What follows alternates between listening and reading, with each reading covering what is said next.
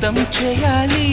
నా వలపు కిరీటం తలపైనే ధరించు, నీ చిలిపి ప్రతాపం నిలువెల్లా చూపించు, నీ చెనుకులకే వేస్తా నా ఓటు, నా చెమటలతో వేస్తా ఓటు.